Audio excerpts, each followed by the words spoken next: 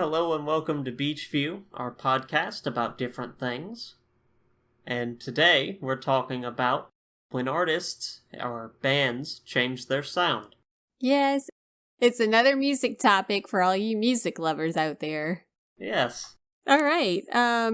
You want to go first, or do you want me to go first? Well, I figured I'd do a brief introduction, I guess. Yeah. I don't know. I feel like, because we've talked about two albums already that sort of fit into this, the Taylor Swift and Kanye West albums are both kind of like a break from tradition for both those respective artists, and that's something that happens quite a bit. Artists will change their sound over time or make a big break from what they were doing before, and I feel like people have a lot of various opinions on that, and I figured it'd be something interesting to talk about. Definitely. I think people definitely have a lot of opinions on that. There's a lot of haters out there. There's a lot of people that love, but for real, there's a lot of people that love when an artist changes, but for the most part, what you hear or what you read online and all that kind of stuff is like, why did they do this? Why, they can lose part of a fan base, but also gain another part of a fan base, Yeah. So, what's your general opinion on, when artists change their sound? Well, I think I've talked a little bit about this before, but I never want to fault an artist for changing their sound, a band or just a solo musician. To me, it's growth and it's growing in your art. And so I don't think anybody has a right to criticize that if the artist is doing what they feel that they need to do. Now, I know there's a lot of situations where the artist or the band may be pressured by their record label or producers or whomever to change and to morph into something that is more sellable. And I mean, if that's the case, they don't have a whole lot of control over that if they want to stay with that, label or producer. So I think whether they're growing in their art or they're just doing it for sales, I mean, you got to do what you got to do. And you got to do what you think is right for your band or your solo act. But I don't know. I don't have a problem with it. I like to see artists grow. That's not to say that I always like when they change, What do you think? I'm really neutral on it. I don't care either way, provided I like the music. I take it on a case-by-case basis. If I like the change, like the new music, I'm fine with it. If I don't, I'm not. But I don't make a big deal out of it either way. If they an artist released a new album that I don't like, I just stop listening to them. It's not a big deal, You get kind of bummed and move on. Exactly. It's the same with me. It is what it is. You don't have any control over it, so it's kind of oh well, that happened. I'll just listen to somebody else now, So I don't know, but sometimes I like it. Sometimes I'm oh, that's kind of nice, a nice departure from the usual. Yeah, you've still got their old stuff. Yeah, exactly. So I'm kind of I don't know why people make such a huge deal about it, but I guess, you always have those diehard fans that just, they want you to stay the same. They want your sound to stay the same always. And I don't know. I'm not one of those people. So I don't care. You do you, So. Yeah. But I do think it's interesting when an artist does change their music that you just see so much stuff written about it. It's a huge deal, at least on the interwebs. Yeah. But I just think that's kind of goofy. But I guess anything is news, right? You got to take it and run with it. If you're, these music journalists or whatever, it's just kind of it's just such a big deal. And I don't like criticism because it's if you're really a fan, shouldn't you support that artist? I don't know. Maybe I'm just thinking of I don't view things too in simple of terms of that. I don't know. I feel yeah. Especially one place where this gets kind of if an artist is doing something in a specific genre and they leave that genre and that a less popular genre for a more popular one, and it can definitely feel well, not a lot of artists are working in this previous space, and you're kind of losing out on something if they move to one That's that people true. are already in. That's a good point. That is a good point. It's like you kind of want to see what they can do. On the other hand, though, I think some artists, you know, you read about artists who have like maybe started off some kind of, you know, in some kind of genre, and then, but you know, you didn't know about any of their music back then, and it wasn't until they were pushed into another genre that you really started hearing from them, you know? So in some ways it can make or break their success. So Yeah, like, definitely. for example, I was just reading about Katy Perry. And I mean, I'm not like a big Katy Perry fan. I'm not a fan. I just, you know, kind of neutral on that one. But she actually started off as a Christian singer, and I had no idea about that, which I think is just kind of funny because like one of her hit songs was "I Kissed a Girl and I Liked It," you know? And I'm like, well, that's a big departure from your Christian your Christian roots there. But you know, it's like people you never heard of when they were in one space and then they move into another one and they're huge stars, you know? So, I mean, I think you can't fault somebody for that, you know? Yeah, I guess. I don't know. I like I said, take it as I hear it, and Yeah. I don't like, because you mentioned that, like, growth or stuff, but I've definitely heard artists who, I don't want to say, like, regress, but I feel like, they change, but it's less of a, like, we're exploring this new sound and more of a, they're adopting, Commercial? they're adopting, like, the worst parts of their sound. Okay. Like, I've heard artists who do that, who, like, Yes. like Yes, have that's a true. mediating influence on their earlier work, and then their later work, they're just full on in the thing. Yeah. I don't know if that's like always a great change, you know? It just, I guess it depends on the artist too. And I think it depends on, for me, when I talk about growth, like if there's, you know, an artist who's a singer-songwriter, like who writes their own music and they're exploring new sounds, to me, like I view that as growth, like you're exploring your art, right? But if you're like, you know, a pop artist who only performs like songs that are already written, you know what I mean? Like that you don't write yourself, or you don't have a piece in yourself, or you don't do the instrumentation in yourself.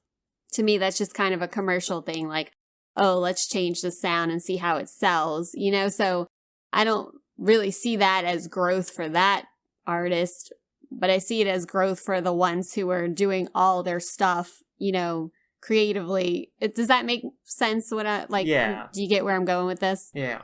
So, I mean, I guess it depends on like the actual circumstances. And you know what? I don't know anything about what actually goes on with these artists. So I think I just kind of stretch that, you know, like, oh, this person is, you know, writes all their own stuff and they're exploring their art. I'm probably just putting that on them. That's not probably something they're actually doing. I have no idea, but it makes me in my little world like, okay, that's cool, you know, like just happier about it than if I didn't think that way, I guess.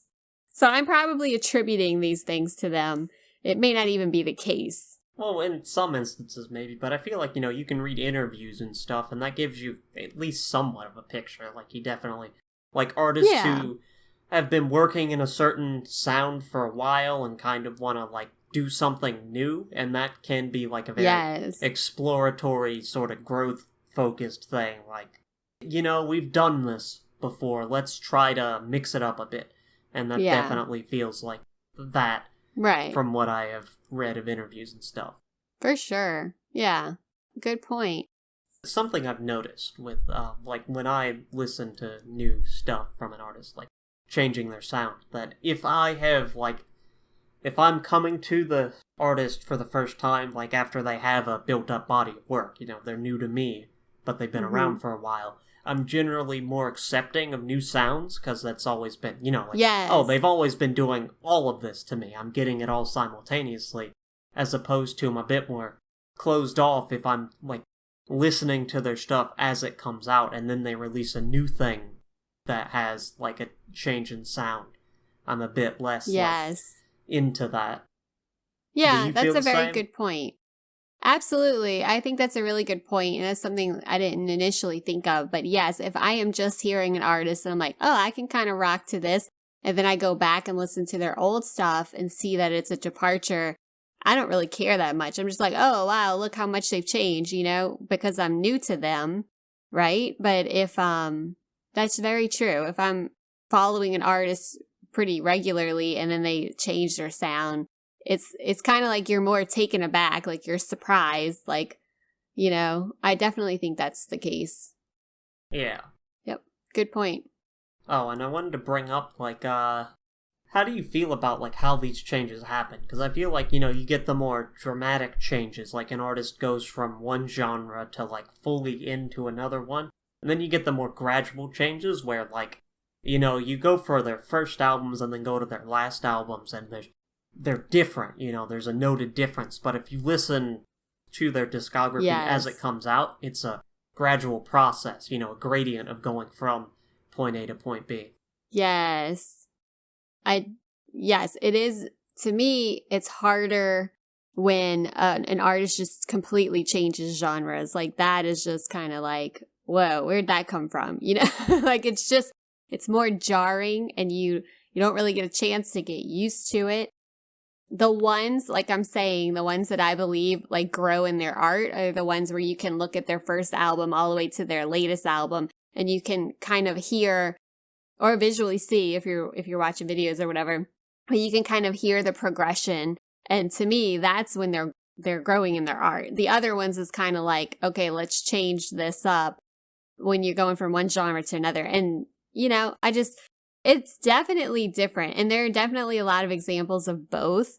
And like we talked last time about Kanye, and you could see, for me, you kind of see the progression through his music, Like we kind of touched on where he started kind of using these gospel kind of influences, and then all the way to his album Jesus is King, where it's like a whole gospel choir. You know what I mean? So it's definitely, you could kind of see the progression there. At least I can. But to take a drastic change, that is definitely like, whoa, what are you doing? Calm down. Step away. Let's see what's going on here, Yeah. So, yeah, let's get into examples now, then. Do you have any in particular you wanted to bring up? I do. So, I'm going to start off with, okay, obviously we talked about Taylor, right? And how she changed from country to pop. And I really like that change because I'm not a huge fan of country music. I didn't really follow her much when she was a country singer. And like I said before, our sister is the one who really got me listening to her. And it was when she was making her transition to pop. So I enjoyed that. I was like, oh, this is cool. I think it's, she has an audience that spans from country to pop. And I think it's working, On the other hand, so one artist that did the opposite, not from pop, but from rock alternative to country, is Staind. Are you familiar with Staind? Vaguely. I know they're 90s rock band. Yes. So Staind, was popular late 90s, early 2000s. They were kind of like an alternative rock band, or at least that's what the genre was called back then. So they were just, pure alternative rock, right? And then eventually, so the front man, Aaron Lewis, decided to go country. And when I say he went country, he went full country, deep roots, back in the day country, okay? So I just thought that was, for one, a super interesting departure from where he was going with his band Staind to now he's full on country, okay? I was super disappointed in this because I was a big Staind fan. I actually think 14 Shades of Grey, no, it must have been, I think it was Dysfunction was their album, that the first album that I ever bought, when I was a teenager, okay? So I used to like this band a lot. And then when Aaron Lewis went full country, I was just like, no, why? Why did you do this? So I get that part of it as a fan that followed the band, I was just like, I do not like country music. I can listen to the music, but I am not into it at all. Like it's not my genre, you know? And so I was super disappointed. And in fact, one of the best concerts that I've ever been to was Stained as a band. No, I'm sorry. Let me back up. It was Aaron Lewis solo when he was with Stained, okay? It's very confusing. They did a concert in New Orleans at this place called the Sugar Mill. And it's like this small kind of like open air venue. It's just a real like kind of close knit kind of, not close knit, but like personal experience, okay? So it was Aaron Lewis solo while he was still with Stained. Well, he's still with Stained, but they're not active. But while he was still in his alternative rock, you know, and it was just this awesome concert because it was like a small crowd in this like intimate venue. And it's just him like unplugged basically. And I loved it. Like it was so good. He did throw in like a country song like at that concert. And we were just like, where'd that come from? You know? And then it was like right after that, he like shifted over like full on country. And so that was a hard one for me. Yeah. Yeah. Sorry, that was long-winded, but No, that's fine. The thing that I think is interesting with this particular example is that more recently, like probably in the last few years, he has kind of like made the headlines because he has criticized country music, okay? So he has said that basically kind of made fun of or said disparaging remarks about all these kind of like pop country singers and about how they're just singing these like, you know, vacuous songs that don't mean anything. And one thing that Aaron Lewis had been known for with Stained is like he sings from a vulnerable place. Like he pulls out like the deep, dark parts of what he's feeling. And that's what he writes his music about. And what he was saying was that these country artists have basically sold out and they're just doing these like empty songs. And it's not like where true country like music came from. So I found that kind of funny because he switched over to country and now he's criticizing like people in that genre. He came back and said, I'm not criticizing them. Like, I understand it's like what the label wants and that's what they're pushing and this is what they need to do to be successful. I'm not criticizing anybody, but it's an issue. And I was like, oh, that's kind of mincing your words there. But I just thought that was funny because he totally flip-flopped and then he's like talking about the people in the genre that he's in. You know, well, I thought that was kind of like, okay, back up. I bet he was a fan of country music before he, like, you know, for a long time before he decided to switch. He was. I don't imagine you make he change without that. And I feel like, you know, as a fan of the genre, even if you came to it late as an artist, you know, you could still have that opinion. And I think that comes from a valid place. Yeah, you can definitely have that opinion. And I was glad that he came back and said, and of course it's how the journalists like pose it whenever they write the piece, right? Like, oh, he's criticizing these artists. And he did come back in another interview and say, I wasn't criticizing the artists. What I was saying is that country has come, you know, it has gone too far from its origins. And I believe like we need to get back to that, you know? So I appreciated that he came back to say that and clarify that. But at the same time, I was like, like take a step back. Like you're in the genre too. Like you're doing what you feel is best. These other people are doing what they feel is best. You know, it's kind of where I was coming from. But he did say that he grew up like on country, like his parents playing country. And so his love is of the old school, like deep country music, you know? Yeah. So that's kind of cool. And I do believe he is growing in his art. It just, I wasn't happy because Stained stopped making the music that I liked, you know? So, I mean, you can't win them all. But, I mean, I think he's fairly successful in his country music career, but I don't know. That was one for me that was a hard pill to swallow because I was like, oh, man, like, why'd you do this? You know? Yeah. So. It's rough. Yeah. An example I have is do you have any that you can think of? So, this is one I liked, and it's an artist we've already talked about, Death Cab for Cutie. They have a gradual change over the course of their career. Yes. Like I was mentioning, like if you look at their first album and then look at their later albums, that there's definitely a change there. It's gradual over the course of their career. Mm-hmm. And of course, like I came to them late, so I like all their stuff more or less. That's true. You were later in the game because they were, had started out before you really started listening. And their sound has changed a little bit over the years. I don't know, is it a far departure from where they first started? It's hard to say. I guess yes.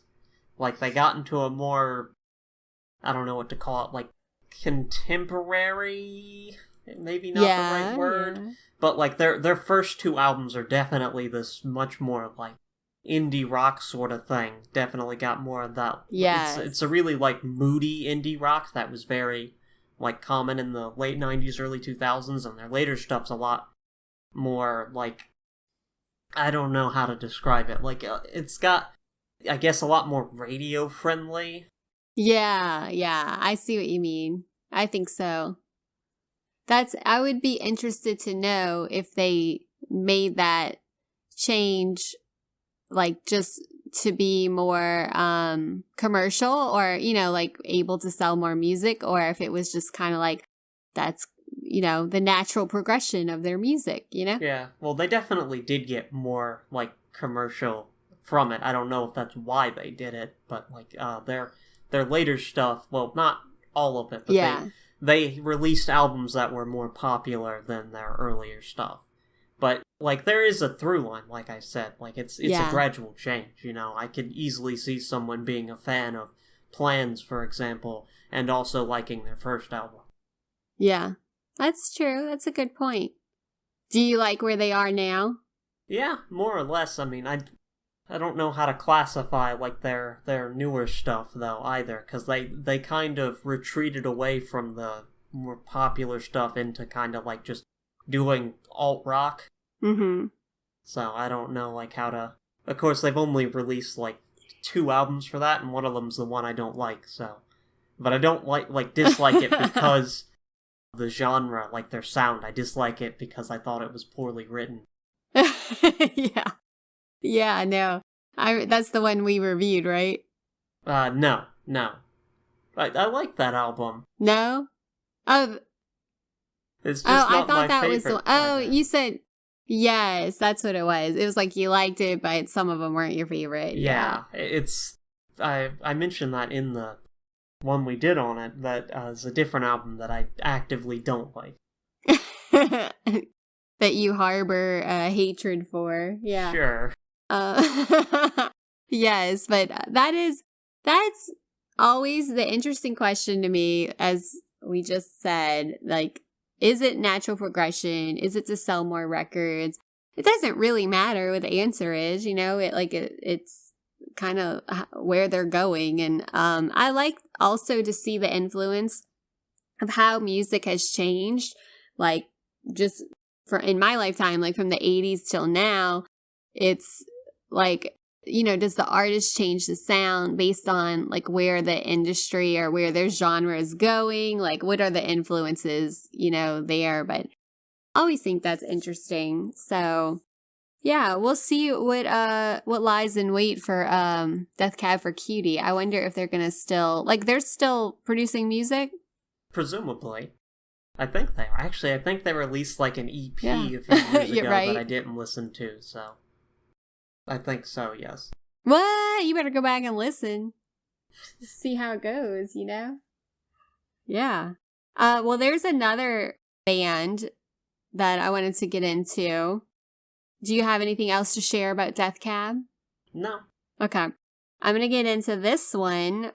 So, Linkin Park. Oh, I was going to bring them up, too. What were you going to say? I was going to say... about how their sound changed. And I think we did touch on this a little bit when we reviewed that album, but... Well, that was their first album, so there's not much to change from. Yeah. Right. So, okay. So basically, Oh, is it Minutes to Midnight? Is that the one that... That's their third album, yes. Oh gosh, I should have done my research on this. The name of the album where their sound, like, changed a lot. Yeah, I believe that's what you're referring to. Yes, I think that's the one where they kind of shifted their sound on. And I remember this because I remember our older brother talking about, like, oh, they, listen to this album, like, I don't really like it. And I was like, oh man, come on, like, Linkin Park's always good, good music and all this stuff. And so I remember listening to it, Travis and I was like, no, like, I like it. Like, I think it sounds good. What did you think about their change in sound? And I think you said, like, kinda. I think it's a rather dramatic change from what they were doing in Hybrid Theory and Meteora to that third album. Yeah. It was a big change. I came after the fact. So, like, I initially, like, liked this sound much better than I liked their first sound. So, that's kind of, like, my perspective on it. And, yeah, I don't know. Like, at the time I was listening to it, it definitely, like, that was one of my favorite genres, that sort of, like, popular rock from, like, the mid-2000s. So, definitely was a fan of that. Yeah, I liked it. And coming from, I like how we're going at this from two different perspectives, because coming from the first place where they were, figuratively, where they had this, hard, like, I guess, what did we say, it was like new metal kind of thing? I don't know what you classify new metal, that rap as, but rock sort of deal. Yeah. So they had this, like, driving just aspect to their music and to their songs, and I really liked that. And then when I heard this other album, I was just kind of like, oh, it's definitely softer. Like, it's just definitely, a totally different sound. But to me, the essence of it was still there. Like, it was still kind of like I talked about with Aaron Lewis. Like, they were still writing from this, place that was kind of deeply introspective to me, and they had some different kinds of sounds to their music. Like, I remember one song, they used, like, keys jangling, which isn't unusual in music, but, like, for them, it was they used different sounds to make their music too. So not only, like, the instrumentation, but the way they were singing and that kind of thing just kind of shifted. And at first it was a little bit of a surprise, because you're like, whoa, did not expect that, Yeah. Well, I was going to bring up with that, Mike Shinoda sings a song on that album, which he was, only rapping previous to that. Yes, that's true. So it's like they were trying all new things. And for me, I don't think they were doing this to sell more records. I think they were doing it as a way to explore their craft, right? So, I mean, I don't know. Do you feel the same way? They took a little bit longer to come up with that one, so I agree. I think it was definitely, like, they wanted to do something different, and, like, instead of just... Because they were already super popular in the genre they were doing. There wasn't much, like, room for them to keep going up, you know what I mean? So it was definitely, like, we wanna experiment with our sound, and I think that they did that in a few different ways. They did still have some of that harder sound in it, but it was a bit different from their, like, rap rock stuff. It was a bit more just, like, hard rock, but in general, it was a softer album, and I think they really, like, sort of, wanted to maybe not mellow out a bit, but explore, like, a different tone than what they had been previously going for. Yeah, I definitely agree. And to me, it worked. I mean, I think they did probably lose some of their fan base, because you have that, sector of it that is, just hardcore, and they want to hear, that driving, loud, screaming music kind of thing. And I think for those people, they were like, I don't like that. It's not for me. But for me, I like all, the whole spectrum of their music, and I thought it was good. So I think it worked for them, but, are they as popular now? That album was still very popular as their older stuff. Yeah. Well, that's good. It's good. I still have that album. I still have their earlier albums, too. I have their actual CDs. So Me too. I gotta go pop them in my car, maybe. I gotta go dig them out and pop them in my car. So I still have a CD player. Yeah, I don't know. I like it when artists change up their sound. To me, it's just kind of like something new, a nice departure. Unless, like I said, is Aaron Lewis going country. That's a big musical disappointment to me. Yeah, so I'm going to give one more example, and then moving off of that, we can get into our second topic, which... So, Okay. Are you familiar with Radiohead? I'm sure you are. I am, yes. Yes, so they are known for a shift in genre in their career, and in part because I guess mostly because I came to this late. I don't actually feel like it's that big of a shift. And this gets into sort of like genre, because their 1997 album, OK Computer, is a bit experimental, but it's mostly like what they've been doing before, which is like, alternative rock, like 90s British alt-rock. And then their 2000 album is an like electronic album. Like it takes a lot of electronic influence. And, I've read people talking about it at the time, and they viewed that as this like huge departure. And to me, because like the like electronic and rock stuff since I've started listening to music was both for them and in general like kind of less like separated as people made it out to be. Like I'm sure that still exists in some fashion, but especially back then from what I read, a lot of like rock fans did not like electronic music. They like guitars, they don't like computers, and that was like a right. big thing. But for me, it was always like, I can hear plenty of artists and songs that, combine the two. And I think Radiohead themselves, like if you listen to their later albums, there's definitely like, you hear parts of both their older sound and their 2000 album, Kid A, in it. So... To me, this wasn't, like, a huge departure, and, I don't know, that gets into, like, the genre of it.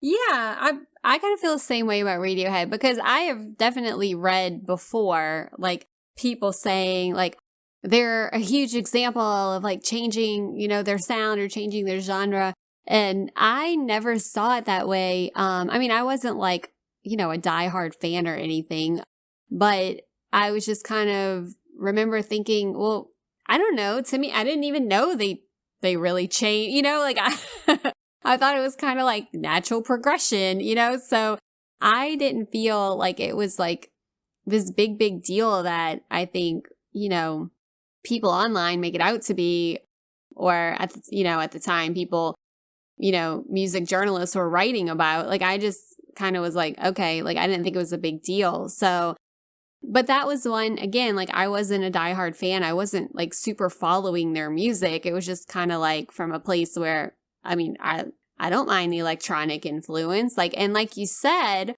they still have aspects of the, guitar and electronic sound, so to me, that's kind of okay. Like they're still kind of staying true to where they came from, but also exploring. Like, I just didn't think it was a big deal.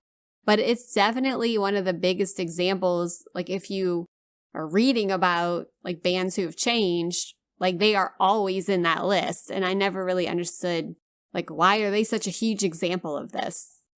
Yeah. And I figured that could like spin off to talk about genres, because I think maybe I view some genres as closer together, like a lot of popular genres as closer together than other people do, because to me that's like, that's just an instrumentation change more than like, because I feel like those are both still like alt-rock albums, both their like older stuff and Kid A, like those both fit in the same genre. There's just a flavor difference more than like a sea change. Yeah, I completely agree with that. So let's get into genres. How are you feeling about genres? Like as a topic? Yeah.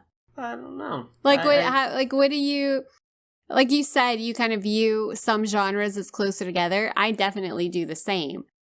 I don't differentiate unless it's like something like we're saying country to pop, but even that is blurred now. And I think like if we look at how music has changed, a lot of the genres have blurred, right? Like you have artists who you could classify as country pop or rock rap. Like the genres have been blending for a very long time now. Yeah. You know? Yeah, there's been a huge push in the past few decades towards that. Yeah. And I like it. I think it's kind of cool.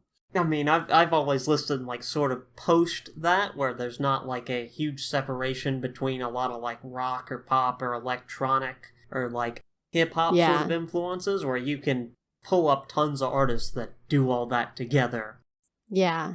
Yeah. And I don't like when people still try to put artists in one category and that's the only thing they can do. Like if, I remember when Rihanna like did some rapping on a song and that was like a big deal. And it's just like, why can't she do that? Or when a rapper, sings, like a nice melody in a song, it's like a kind of a change, so it's kind of like, well, that's what they're there for. Like they're experimenting, they're doing new things. And I think it's cool. Like I like to see that kind of stuff, like branch out, don't just stay in one little category. So I think it's kind of cool. But there are people who, just think, oh, I don't like this. It's not a part of this genre anymore, Yeah. Although I feel that's like a interesting sort of, because genres do also change over time. And there's definitely like the, talking about artists changing, we can mix these two topics together and talk about like genres changing. And it's definitely like a thing. And there's like, people talk about, oh, rock and roll is dead and have for a while now because, rock kind of went underground. It's no longer the most popular thing. You still hear rock influenced stuff, but it's a lot different than it used to be. That's a good point. And sometimes I don't even know what to call things anymore. Like if you're putting them in a category. And I think it's interesting also how the names of the genres like change over time. Like whereas the music I used to listen to in the 90s was alternative. And then now it's like called something else. And I'm just like, when did that change? Like kind of, what is considered that and what is considered something new? Like, where's the line and how are we using these terms? It's like, and I guess because the genres are blending so much that it's kind of hard to categorize some bands and musicians now, Yeah. You bringing up alternative's interesting because that one's definitely changed a lot and it's always been kind of a vague classification, but I think it's only gotten vaguer as as time's gone on. Because if I think like it definitely has alternative, I think there's a much more constrained like sound there compared to if you go and pull up like alternative radio or just look up alternative songs now. Yes, and it used to be funny. I mean, this is back in like middle school. When I was in middle school, that there was like alternative music and, it was like anything that wasn't streamlined, mainstream, I should say. Anything that wasn't mainstream was like, okay, that's alternative, if it was in the rock kind of category. And so it's definitely different now. And I don't even know how things are classified, but I do like that mainstream is opening more and more to different genres. So that part to me is better than it used to be. Because although alternative, sold a lot of albums and was really popular, it wasn't really considered mainstream at the time. So I think that part has changed. But I think the way that we get music has evolved, has changed what is considered mainstream. Yeah, but I think it's interesting that you bring that up. Because to me, coming from it after the fact, like the 90s alternative scene, like that being opposed to mainstream and like sort of that older conception, but to me this is always like a lot of that stuff was really popular. It was, and that's an interesting dynamic that it held back then. It was, I remember one of my friends going like, oh, you listen to like alternative music. It's just like, Okay, but there's a huge following too, you know? It's goofy, but looking back at it, it was a huge movement. So, I mean, technically that's mainstream, but at the time it wasn't necessarily, you know, it wasn't the most popular. So, I don't know. I just think that's funny how looking back at it, you can kind of see the huge shift, but at the time it was, and plus I was a younger age listening to that music too. So I might not have had a whole view of it. But anyway, yeah, I think it's just kind of the whole idea behind what's classified as what, how the classifications change. Like, who is making these decisions? I want to know, like, who's society, sitting there, like naming these genres. Yeah. Like, people listen to something or, like, call it something, and then other people call it that same thing, and then it just, you know, it keeps going. People want to be able to, like, categorize what they're listening to so they can find other stuff like it. Yeah. But even now, like, I don't even know, like, what kind of music do you listen to? I don't know, like, all kinds. I can tell you the only thing I really don't particularly like is country. How do you feel about avant-garde jazz? I can listen to jazz. I'm not going to select jazz? it. I mean, I don't know. Like, I don't know what avant-garde jazz. I mean, I know what avant-garde means, but like, what classification is this? Okay, so avant-garde is like weird stuff. Basically, it means like pushing the boundary. So it's a lot of really weird stuff. So is this like a whole genre in itself? It's not a genre so much as like if you are working within jazz and you are doing stuff that is weird, more or less, then you are making that sort of thing. They don't necessarily have to sound similar. Yeah, I like to listen to all sorts of music. I would listen to it. Is that something I'm going to go pick and listen to? Like, that's the difference. So the only thing like that I hear that I'm like, oh, I don't want to listen to this anymore, like I said, is country. So I feel like I could get into avant-garde jazz. Am I going to go seek it out? Probably not. But if like I'm sitting somewhere and it comes on, I'll listen to it and be like, oh, that's interesting, you know? So that's kind of where I am with music. Do you like avant-garde jazz? No, so and I think this is probably part of my, like, why I view these genres as closer together, because I know more than I suspect the average, like, music listener does. Yeah. That's an awkward way to phrase that. Even if I don't necessarily listen to it, like, do you know what noise music is? Like, have you ever heard a noise song? Not really. Yeah, so that's, like, one thing. Like, you know, people are if people compare the difference between, like, say, Radiohead going from rock to electronic, and I'm like, yeah, but I've heard this one, like, harsh noise song that's totally different than either of those things. That's not really that different, like, comparatively. Yes. Yeah, maybe because you have a better understanding of this, you can kind of look at it in a different way. Yeah.